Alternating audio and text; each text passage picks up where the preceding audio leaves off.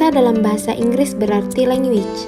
Bahasa merupakan kemampuan untuk berkomunikasi dengan orang lain. Bahasa merupakan faktor hakiki yang membedakan manusia dengan hewan. Bahasa erat kaitannya dengan perkembangan berpikir individu. Perkembangan berpikir individu tampak dalam perkembangan bahasanya, yaitu kemampuan membentuk pengertian, menyusun pendapat, dan menarik kesimpulan. Banyak orang yang mempertukarkan penggunaan istilah bicara atau speech dengan bahasa atau language. Meskipun kedua istilah tersebut sebenarnya tidak sama. Bahasa mencakup setiap sarana komunikasi dengan menyimbolkan pikiran dan perasaan untuk menyampaikan makna kepada orang lain, termasuk di dalamnya perbedaan bentuk komunikasi yang luas seperti tulisan, bicara, bahasa simbol, ekspresi muka, isyarat, dan seni. Sementara itu, pengertian perkembangan atau development merupakan suatu proses yang pasti dialami setiap individu. Perkembangan ini adalah bersifat kualitatif dan berhubungan dengan kematangan serta sistematis. Syamsu Yusuf dalam bukunya mendefinisikan perkembangan sebagai perubahan yang progres dan kontinu dalam diri individu dari mulai lahir sampai mati, yang mana aspek-aspek dari perkembangan meliputi fisik, intelijensi, emosi, bahasa, sosial, kepribadian, moral, dan kesadaran beragama. Bahasa merupakan alat komunikasi bagi setiap orang, termasuk anak-anak. Bahasa yang pertama dikenali anak adalah bahasa ibu. Maka dari itu, pemerolehan bahasa merupakan proses yang berlangsung di dalam otak seorang anak-anak ketika ia memperoleh bahasa pertamanya atau bahasa ibunya. Agar dapat berbahasa dengan baik dan lancar, anak-anak memerlukan latihan yang intensif dan bertahap.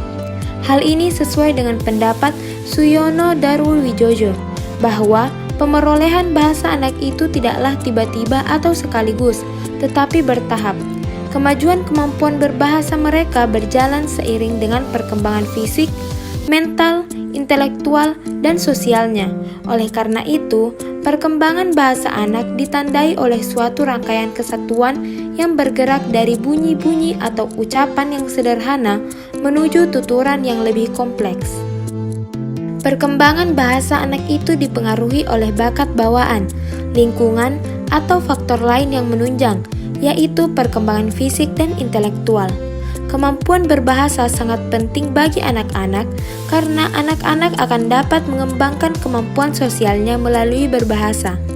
Keterampilan bergaul dalam lingkungan sosial dimulai dengan penguasaan kemampuan berbahasa.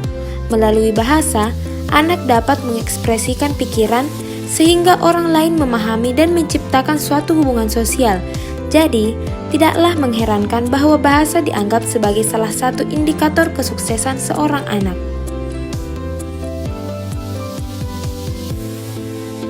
Mengenai perkembangan bahasa anak, Connie R. Semiawan berpendapat bahwa tahap perkembangan bahasa anak terdiri dari 4 tahap, yaitu: yang pertama, perkembangan bahasa usia bayi.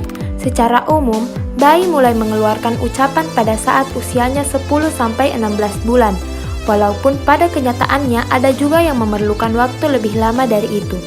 Sebelum anak-anak mengucapkan kata-kata, terlebih dahulu membuat ocehan misalnya dengan ucapan ba, ma, atau pa. Mengoceh ini mulai terjadi saat usia sekitar 3-6 bulan. Pada umumnya, bayi menarik perhatian orang lain dengan membuat kontak mata, membunyikan ucapan, serta menggerak-gerakkan tangan. Biasanya kata-kata anak yang pertama kali muncul adalah nama-nama orang yang penting yang ada di sekitarnya, nama-nama binatang, dan nama-nama benda lain yang ada di sekitarnya. Anak-anak yang telah mencapai usia 18-24 bulan mulai mengucapkan pernyataan dengan 2 kata. Yang kedua, perkembangan bahasa anak usia dini. Beberapa anak usia prasekolah memiliki kesulitan dalam mengucapkan kelompok konsonan, misalnya untuk pengucapan kata setrika, mangga, dan lain-lain. Pada usia ini, anak-anak sudah dapat mengembangkan ungkapannya lebih dari 2 kata-kata setiap kalimatnya. Anak-anak mulai berbicara dengan urutan kata yang menunjukkan suatu pendalaman yang meningkat terhadap aturan yang kompleks tentang urutan kata-kata yang diucapkan. Pada usia ini, anak-anak juga sudah mulai mampu mengembangkan pengetahuan tentang makna dengan cepat. Yang ketiga, perkembangan bahasa usia sekolah. Salah satu faktor yang berpengaruh pada perkembangan membaca anak usia dini ialah kesediaan orang tua untuk menyediakan bahan bacaan dan menciptakan suasana yang kondusif bagi perkembangan kemampuan membaca anak. Kegiatan membaca yang dilakukan secara alamiah dalam suasana kehidupan sosial memiliki efektivitas yang tinggi untuk peningkatan kemampuan membaca pada anak.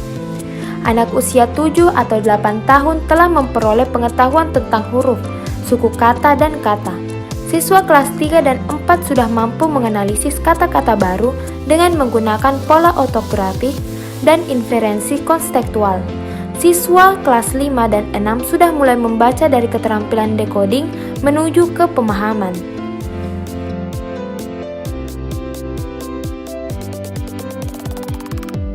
Gangguan bicara dan bahasa adalah salah satu penyebab terhambatnya tumbuh kembang anak yang sering ditemui. Adapun gangguan yang sering dikeluhkan orang tua yaitu keterlambatan bicara. Gangguan ini tampaknya semakin hari dilaporkan meningkat. Beberapa laporan menyebutkan angka kejadian gangguan bicara dan bahasa berkisar 5-10% pada anak sekolah. Ada beberapa gangguan yang perlu diperhatikan orang tua, yaitu yang pertama, disfasia. Gangguan perkembangan bahasa yang tidak sesuai dengan perkembangan kemampuan anak seharusnya. Gangguan ini muncul karena adanya ketidaknormalan pada pusat bicara yang ada di otak. Anak dengan gangguan ini pada usia setahun belum bisa mengucapkan kata spontan yang bermakna, misalnya mama atau papa. Kemampuan reseptif atau menangkap pembicaraan orang lain sudah baik, tapi kemampuan bicara ekspresif atau menyampaikan suatu maksud mengalami keterlambatan. Karena organ bicara sama dengan organ makan, maka biasanya anak ini mempunyai masalah dengan makan atau menjedot susu dari botol. Yang kedua, gangguan disintegratif pada kanak-kanak atau Childhood Disintegrative Disorder atau CDD. Pada usia 1-2 tahun, anak tumbuh dan berkembang dengan normal, kemudian kehilangan kemampuan yang telah dikuasainya dengan baik. Anak berkembang normal pada usia 2 tahun pertama seperti kemampuan komunikasi, sosial, bermain, dan perilaku. Namun, kemampuan itu terganggu sebelum usia 10 tahun. Yang terganggu diantaranya adalah kemampuan bahasa, sosial, dan motorik. Yang ketiga, sindrom Asperger. Gejala khas yang timbul adalah gangguan interaksi sosial ditambah gejala keterbatasan dan pengulangan perilaku, ketertarikan, dan aktivitas. Anak dengan gangguan ini mempunyai gangguan kualitatif dalam interaksi sosial, ditandai dengan gangguan penggunaan beberapa komunikasi nonverbal, mata, pandangan, ekspresi wajah, sikap badan, tidak bisa bermain dengan anak sebaya, kurang menguasai hubungan sosial dan emosional. Yang keempat, gangguan Multisystem Development Disorder atau MSDD. MSDD digambarkan dengan ciri-ciri mengalami problem komunikasi, sosial, dan proses sensoris atau proses penerimaan rangsang indrawi. Ciri-cirinya yang jelas adalah reaksi abnormal, bisa kurang sensitif atau hipersensitif terhadap suara, aroma, tekstur, gerakan, suhu, dan sensasi indera lainnya. Sulit berpartisipasi dalam kegiatan dengan baik, tetapi bukan karena tertarik, minat berkomunikasi dan interaksi tetap normal, tetapi tidak bereaksi secara optimal dalam interaksinya. Ada masalah yang terkait dengan keteraturan tidur, selera makan, dan aktivitas rutin lainnya.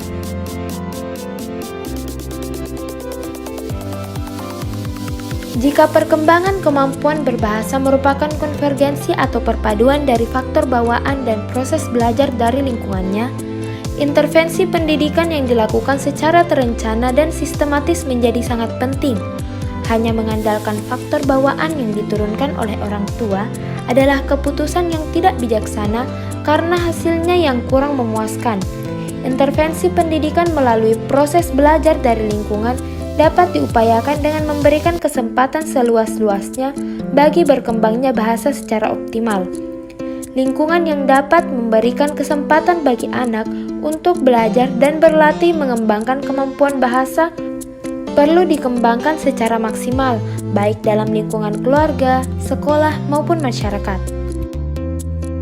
Agar kemampuan berbahasa remaja dapat berkembang secara optimal, sejak dini anak perlu diperkenalkan dengan lingkungan yang memiliki kemampuan berbahasa yang variatif.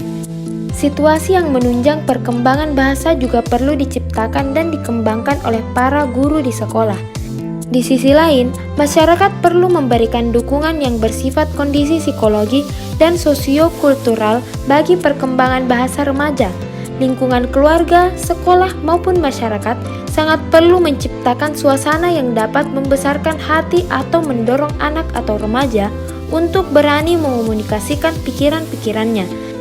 Cara demikian akan sangat membantu perkembangan bahasa remaja karena mereka leluasa dan tidak dihantui oleh kecemasan dan ketakutan untuk mengomunikasikan apa saja yang dipikirannya.